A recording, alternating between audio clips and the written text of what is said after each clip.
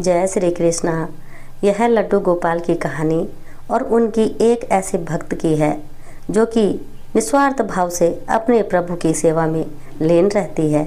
अनजाने में ही सही, लेकिन वो कुछ ऐसा कर जाती है जो सिर्फ एक सच्चे भक्त ही कर सकते हैं। और फिर श्री कृष्ण के बाल स्वरूप लड्डू गोपाल की अपार कृपा उस पर बरसती है। तो चलिए अब इस कहानी का आरंभ करती हूँ। एक समय की बात है कि एक गांव में दो वृद्ध माताएं रहती थी। दोनों का इस जगत में कोई नहीं था। वे दोनों ही एक दूसरे का सहारा बनकर बड़े प्रेम भाव से एक साथ रहती थी। हालांकि धर्म से दोनों अलग थी, लेकिन विचार से एक ही थी। उनमें से एक महिला हिंदू धर्म की थी और दूसरी महिला जैन धर्म की थी। दोनों अपने अपने धर्म के हिसाब से प्रभु की आराधना किया करती थी। उनमें से जो हिंदू धर्म की महिला थी, उसने अपने मंदिर में श्री कृष्ण के बाल स्वरूप लड्डू गोपाल को बड़े प्रेम भाव से विराजमान किया हुआ था और उन्हें प्रतिदिन एक बालक की भांति प्रातःकाल नहला धुलाकर सुंदर वस्त्र आभूषण आदि पहनाकर तैयार करती थी। वह उन्हें एक बालक के समान ही मानती थी, इसीलिए कभी भी बाहर जाती उनके लिए फल खिलौने आदि चीज़ें लेकर आती थी और प्रेम पूर्वक उनको भोग लगाती थी। इसी तरह वे दोनों महिलाएं एक दूसरे से परस्पर सहयोग से अपना सुखमय जीवन बिताने लगी थी। वे दोनों अब पूजा पाठ एवं सभी कामों से मुक्त होती तो बचा हुआ समय एक दूसरे के साथ सुख दुख बांटने में व्यतीत करती थी। कुछ समय बीतने के बाद श्रावण मास में हिंदू महिला को तीर्थ यात्रा पर जाने का अवसर मिला। तब उसने अपनी अति प्रिय उस जैन धर्म की महिला से कहा कि तुम भी मेरे साथ चलो, क्योंकि वृद्धावस्था अधिक होने के कारण वह चलने फिरने में बड़ी असमर्थ थी। इसलिए उसने जाने से तो मना कर दिया और कहा कि मुझे चलने फिरने में परेशानी होगी, इससे तुम्हें भी तीर्थ यात्रा में विघ्न रहेगा।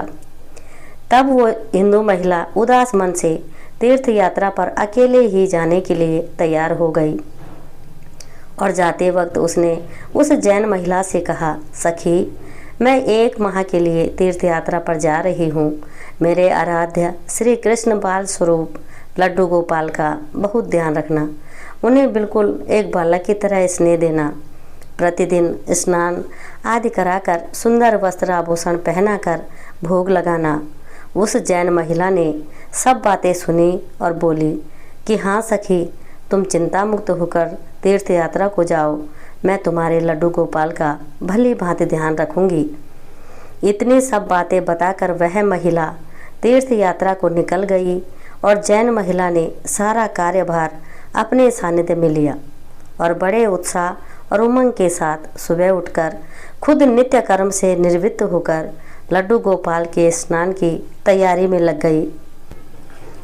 उसके बाद जब वो उस लड्डू गोपाल को नहलाने लगी तो उस महिला की नज़र लड्डू गोपाल के पाँव की तरफ पड़ी तो वह दंग रह गई, क्योंकि उनके पैर मुड़े हुए थे। उसे लगा कि उसकी वजह से उनके पाँव टेढ़े हो गए हैं। इसका मुख्य कारण ये भी था कि उस महिला ने जब भी उन्हें देखा था वस्त्रों एवं आभूषणों से सुसज्जित ही देखा था। वो इस बात से अनभिज्ञ थी कि लड्डू गोपाल घुटनों के बल पर बैठे हुए थे। उनका बाल स्वरूप ऐसा ही है।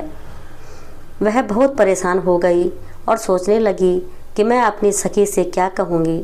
उसने इतने विश्वास के साथ मुझे ये जिम्मेदारी दी थी और मैंने लड्डू गोपाल की देखभाल सही से नहीं करी।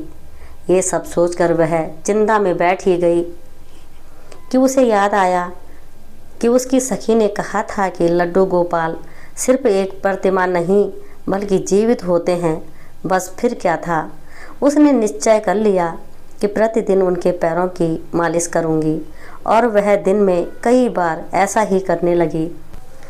और जैसा कि श्री कृष्ण का स्वभाव है ही ऐसा कि इतने कृपालु निदान हैं, उस वृद्ध महिला की इस नादान भक्ति से वशीभूत होकर उन्होंने उस पर अपनी अपार कृपा लुटा दी और एक दिन वह महिला रोज की भांति प्रातःकाल उठकर लड्डू गोपाल को नहला रही थी कि उसकी नज़र उनके पैरों पर पड़ी। उसे देखा कि उनके लड्डू गोपाल के पैर ठीक हो गए हैं और वह सब देखकर वह वृद्ध महिला खुशी से फूली न समाई और ये सारा वृत्तांत सुनने के लिए अपनी सखी का बेसब्री से इंतजार करने लगी। कुछ समय पश्चात जब वह हिंदू धर्म की महिला तीर्थ यात्रा पूर्ण करके वापस आई तो सबसे पहले वो अपने लड्डू गोपाल के दर्शन को लालायित थी और जैसे ही उसने अपने लड्डू गोपाल को देखा तो आश्चर्य में पड़ गई। उसने देखा कि लड्डू गोपाल खड़े हुए थे। उसने सोचा कि शायद ये उसके लड्डू गोपाल नहीं हैं और अपनी सखी के पास जाकर ये सब पूछा। तब उस जैन धर्म की महिला ने सारा वृत्तांत उसे सुनाया। उसकी बातें सुनकर हिंदू महिला समझ गई कि ये सारा खेल उस मुरलीधर कृष्ण कन्हैया का ही है और दौड़ी दौड़ी लड्डू गोपाल के पास पहुंची और उनके चरणों में गिरकर बोली, हे मेरे कन्हैया, हे मुरलीधर, आपकी दया की कोई पराकाष्ठा नहीं है, आपकी कृपा का कोई सानी नहीं है। और फिर उस जैन वृद्ध महिला से बोली कि हे सखी, तू धन्य है, तुझ पर श्री कृष्ण की ऐसी कृपा हुई है जो कोई कभी सोच भी नहीं सकता है। तुझे नहीं पता कि हमारे लड्डू गोपाल के पांव तो ऐसे ही हैं क्योंकि उनका ये बाल स्वरूप बैठी हुई मुद्रा में है, लेकिन तेरी भक्ति ने उनके इस स्वरूप को बदल दिया, उनके पैर सीधे कर दिए। बोलो वृंदावन बिहारी लाल की जय, राधा रानी सरकार की जय। जय श्री कृष्णा।